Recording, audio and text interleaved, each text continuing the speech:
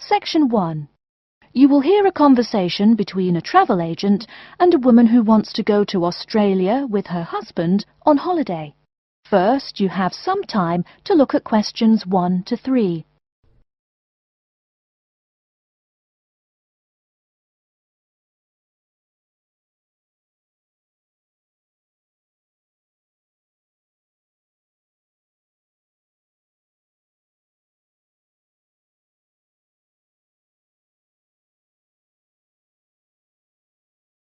Now we shall begin. You should answer the questions as you listen, because you will not hear the recording a second time. Listen carefully and answer questions 1 to 3. Good morning. I've been looking at your holidays to Australia in your brochure. I'm thinking of going during the second half of next month. Good morning. As you can see from our brochure, we offer a wide variety of packages to various destinations in Australia. Is there anything in particular that interests you? Yes, my husband and I are very interested in the holidays in the outback. These holidays are becoming increasingly popular. Would you like to arrange flights and accommodation with us, or just accommodation? Can you arrange flights from Sydney? Certainly. OK, flights and accommodation then. Right, you said that you wanted to travel next month. Which date would you prefer? I should point out that there are no daily flights available, so if you have a flexible itinerary, that's better. Well, we arrive in Sydney on the 15th of April, and we were thinking of travelling to the outback on the 18th of August. April. OK, there's only one flight from Sydney to Alice Springs on the 18th, so I'll book you on that. It leaves at 10 in the morning, which is quite convenient. Shall I book 2 seats for you? Yes, please. As for your stay in the outback, you can see from the brochure that we offer 3 packages: budget, standard and luxury. The budget package is about $500 Australian dollars, the standard package is about $700 and the luxury one is approximately $1,000, though it does depend on exactly what you would like regarding extras. Which one would you prefer? Well, we can't decide between the budget and standard options. Well, actually, just looking at my computer here, on the date that you want to fly into Alice Springs, there is no standard accommodation available. It's fully booked, I'm afraid. That's okay. We think that the cheapest one should be fine for us. We don't mind roughing it for a few days, and we don't expect to be spending much time at our accommodations.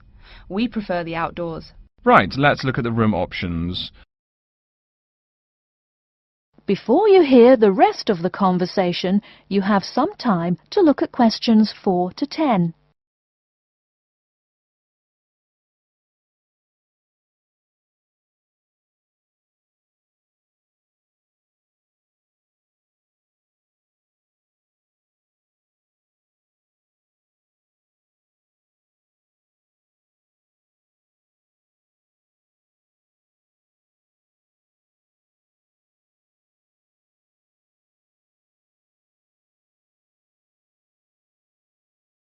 Now listen and answer questions 4 to 10. First of all, would you prefer a non-smoking room? Yes, neither of us smokes. OK. Oh, before I forget, could you book everything in my husband's name, please? Yes, of course. Are you paying by credit card? Yes. In that case, I'll need your husband's name exactly as it appears on the card. Of course, it's John A. Smythe. That's Smythe with a Y. John, middle initial A, surname Smythe, S-M-Y-T-H. Is that correct? Correct. Thank you. I'll just check the price. The room will cost $100 a night plus $10 tax, so $110 per night in total. Is that okay? Yes, that's fine. Book us for 3 nights, please. Most of the guests like to participate in some special activities and trips while they are staying in the outback. Is there anything that interests you and your husband? Yes, there are several things we'd like to see and do. We'd definitely like to visit the cultural centre. Yes, that's very popular. It's within walking distance of the accommodation and it's free. It's also a great place to pick up souvenirs of your trip. We were thinking about visiting one of the nearby farms. There are 2 farms nearby, a sheep farm and a kangaroo farm. There is also an opportunity to ride camels in the desert. Have you ridden a camel before? No, but it sounds like fun. Could you give me some more details about the kangaroo farm and the camel ride? Certainly. The kangaroo farm includes information on how the animals are raised, whilst the camel ride provides information on desert flora and fauna. Which would you prefer? You can arrange to see the kangaroos in the wild if you like, rather than on a farm. That sounds perfect. OK, we'll go on the camel ride and see the kangaroos in their natural habitat. OK, I'll arrange that for you. I forgot to mention that the journey also includes a stop at a place of Aboriginal artwork. It's a place well known for its stone carvings of animals and mythical creatures. That sounds great. Are the carvings in the desert? Yes. Wonderful. Well, that's perfect then. I'm sure you'll have a lovely trip, but remember that you need to take care in the sun. Yes, we're really looking forward to our trip. We really want to try to experience the dream time under the stars. Of course. That's what a trip to the outback is really all about. Yes. Now, how about the cost? That is the end of section 1. You now have half a minute to check your answers.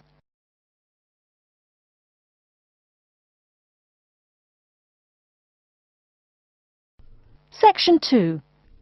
You'll hear an announcement which is looking for some volunteers. First, you have some time to look at questions 11 to 15.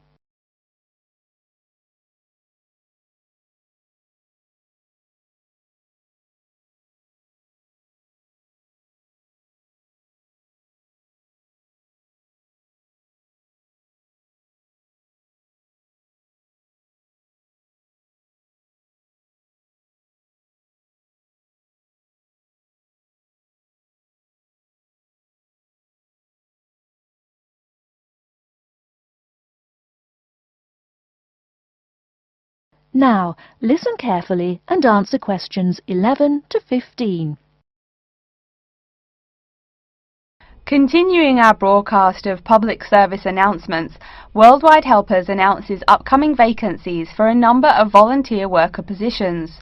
All applicants must meet the following requirements. First of all, applicants must be over 18 years of age. The company apologises, but there can be no exceptions to this rule. Second, persons interested in these positions may not have police records. Minor traffic offences like a parking ticket are, of course, no problem. But, and I quote, past and present drug users and sex offenders need not apply. The employer will, of course, check with the police to verify your clean record. In addition, applicants must supply references from past or present employers or teachers along with their recent CV. These references must testify as to the applicant's work habits and/or character. Remember, these are references from employers or teachers. A note from your dear old mum won't do. Worldwide Helpers assures me that they will contact these references to confirm they are genuine. Although all positions are volunteer, the employer will reimburse some of your expenses. For example, they will pay for transportation to and from the job site. Aside from that, the cost of phone calls is covered. Before you hear the rest of the talk, you have some time to look at questions 16 to 20.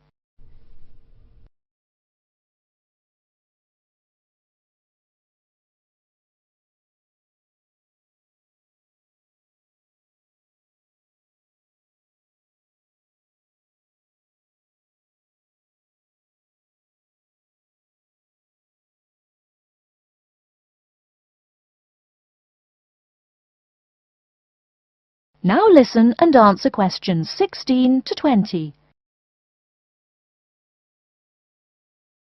As for the positions themselves, there are 3 types. The first involves assisting persons confined to wheelchairs. For this position, volunteers must be physically fit and in excellent health. They must be able to lift at least 150 pounds. They should also have a current first aid certificate from the Red Cross. But the most important requirement is that the volunteer must have his own car. On Tuesday afternoons, the volunteers take their clients to various scenic spots around the city to experience and enjoy nature. If you don't drive, but you'd still like to get involved, the centre has a number of openings for people to read to the blind. Readers must, of course, read English clearly. Persons with no foreign accent are preferred. For these positions, you must be available on Monday mornings. Oh, wait, I see a note here. There is one opening for someone who can read Urdu. Apparently, there is a Pakistani blind person who'd like to hear his or her native language, but the other positions are all in English. And finally, there are a limited number of volunteers needed to care for disabled children. I'm sorry, but the information I've been given does not say how many children or what disabilities they have. In any case, you are needed to care for the children for 1 week in August. Apparently, this will be at the close of the summer holiday. I would guess this involves helping them with the routine chores of daily life. Again, volunteers for this position must know basic first aid, be in good health, and be able to lift up to 75 pounds. Okay, our next announcement is looking for someone to facilitate tiger breeding at the London Zoo. And get this, it's a strictly volunteer position. That means you don't get paid. Oh my God, I'm sorry ladies and gentlemen, but I just have to laugh. That is the end of section 2. You now have half a minute to check your answers. Section 3. You will hear a student called Pete talking to his classmate Dave about the presentation that he will give on environmental science. First, you have some time to look at questions 21 to 25.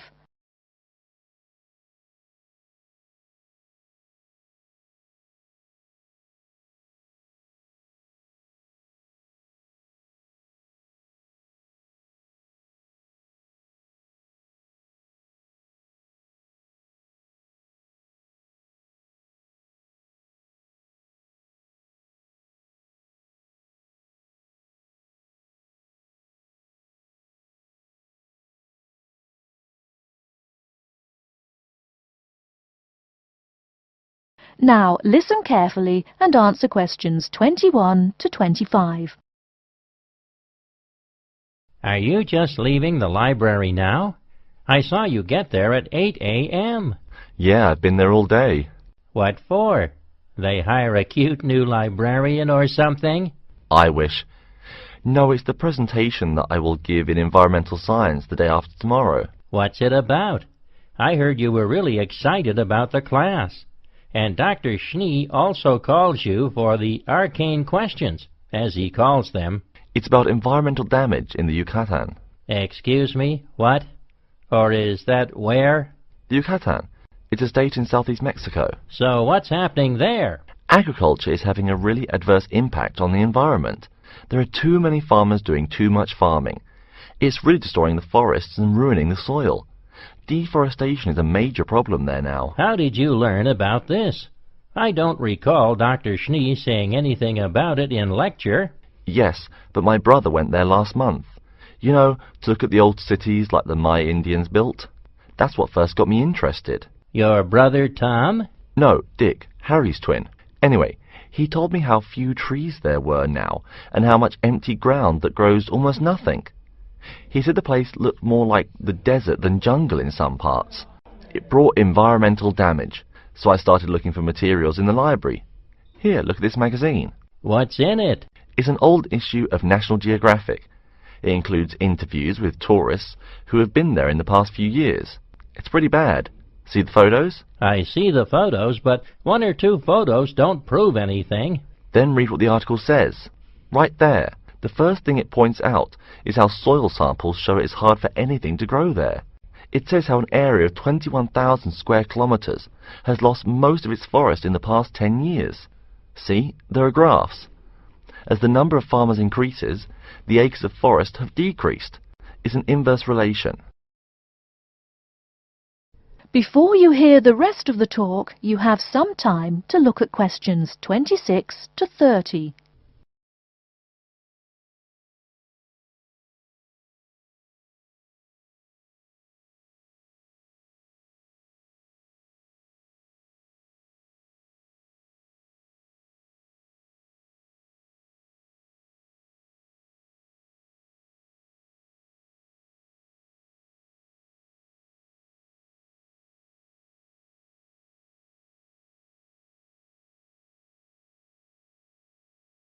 Now listen and answer questions 26 to 30. So, how big is that state? I'm sorry, but I've never really learned the metric system. It's bigger than the state of Massachusetts. That's shocking. Anything else? There's lots of else. Scientists say there's a growing area of about 10.5 square kilometers where nothing can grow at all. It's like the beginning of a desert. Oh, yes, what Dr. Schnee called desertification. But why can't anything grow there? I've never really studied soil chemistry. I'm just starting to look into that subject, but my sister Marie is a geologist, and she says the problem is that the soil has too much saline, with no plants helping to adjust the chemistry. Apparently, that's a common problem with soil types throughout the areas with rainforest. Once you lose the plant cover, it's difficult to bring it back.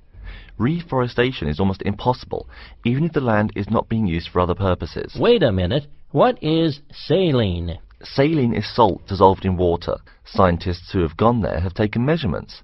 They do this by gathering a sample of the soil and running a simple test that shows the ionization of the solution. The geology department in our own university has reviewed the soil at the site too. They're right. It looks pretty bad. The level of salinity is going up, but the plants that would solve that problem can't be planted in soil like that. There is a narrow spectrum of salinity in which the plants will grow. And once you pass the threshold, there is no way to put the problem right? Exactly. It's possible that no one can do anything to stop the trend now. And all because of human greed. Wait a second. How do you know these scientists can be trusted? What kind of reputation do they have? Are they reliable? Oh, they're definitely reliable. They include 4 members of the faculty from the geology department right here at MIT. Here, study these photographs and check the damage yourself. That's what Dr. Horst, who wrote the book here, did. He's newly appointed, but Dr. Schnee said that he's brilliant. So, where are you going now? I'm headed over to the geography department to borrow a map for my presentation. You know, this whole problem could have been avoided. The farmers there in the Yucatan... Pete? What? Go take a break. Leave some studying for the rest of us. That is the end of Section 3. You now have half a minute to check your answers.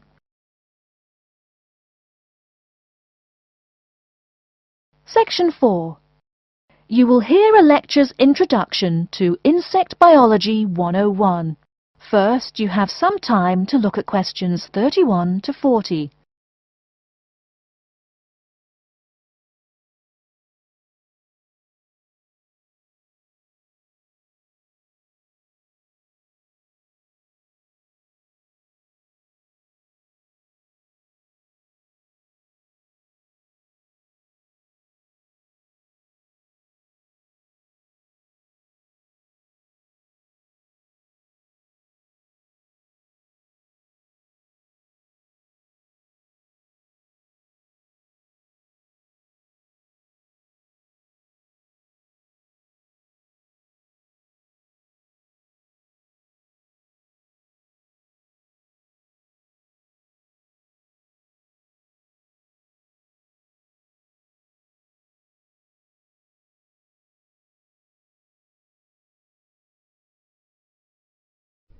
Now, listen carefully and answer questions 31 to 40.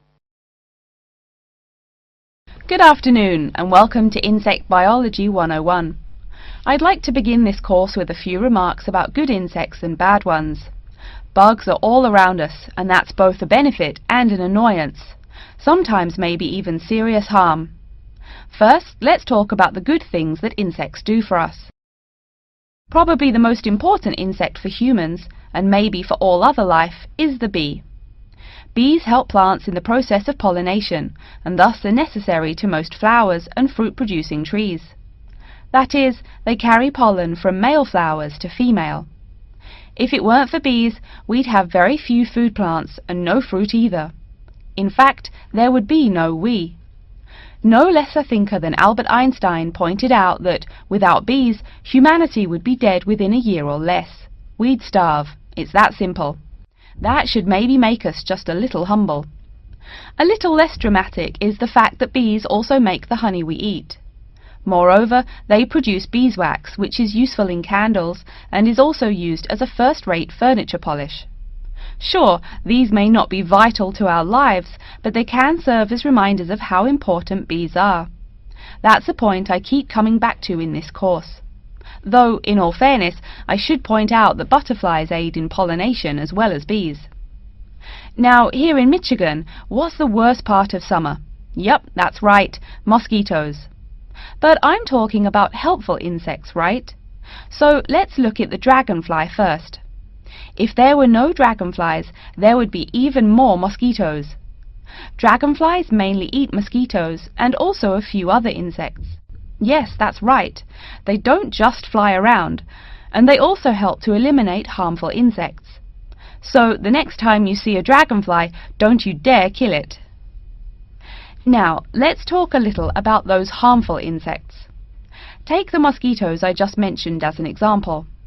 Not so many years ago, mosquitoes here in America weren't just annoying, some were even deadly. They carried malaria and yellow fever.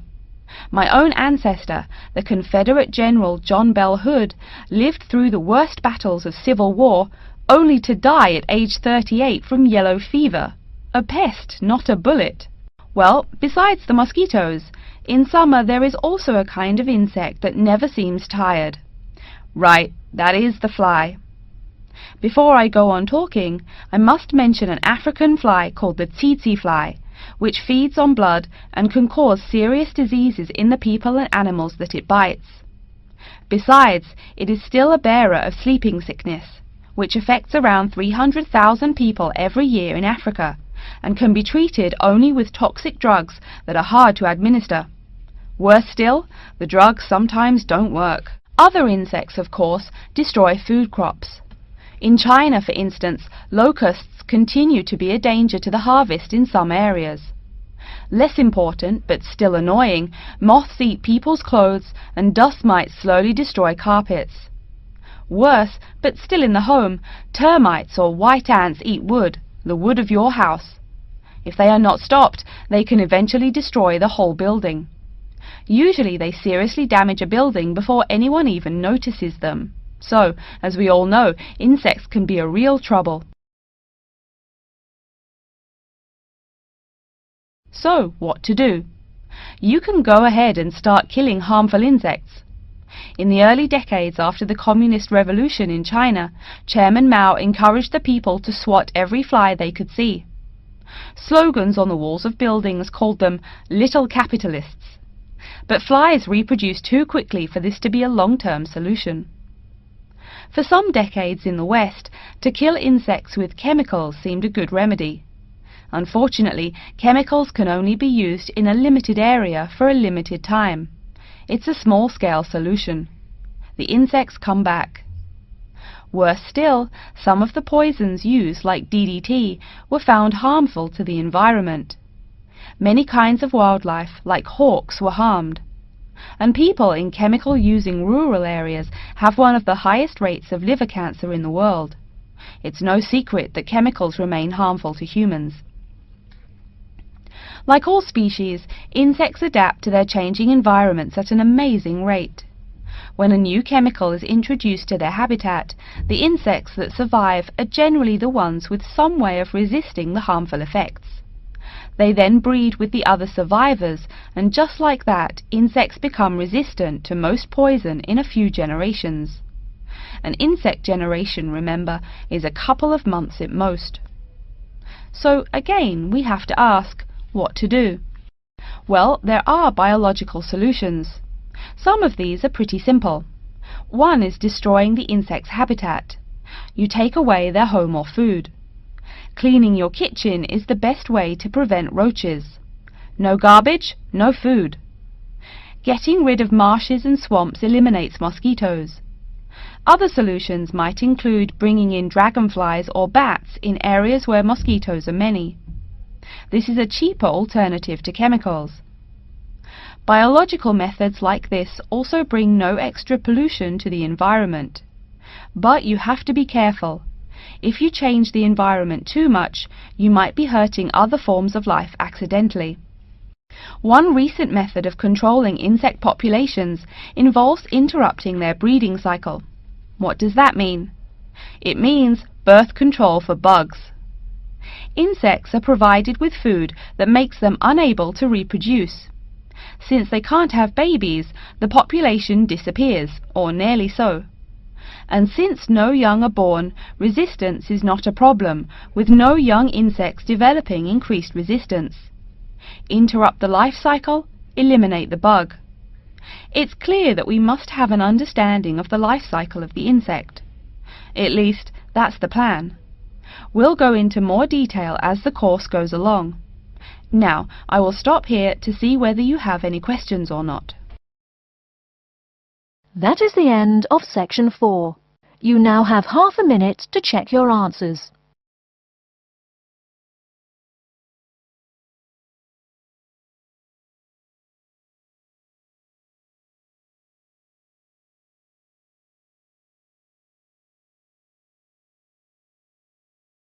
That is the end of the listening test. In the IELTS test, you will now have 10 minutes to transfer your answers to an answer sheet.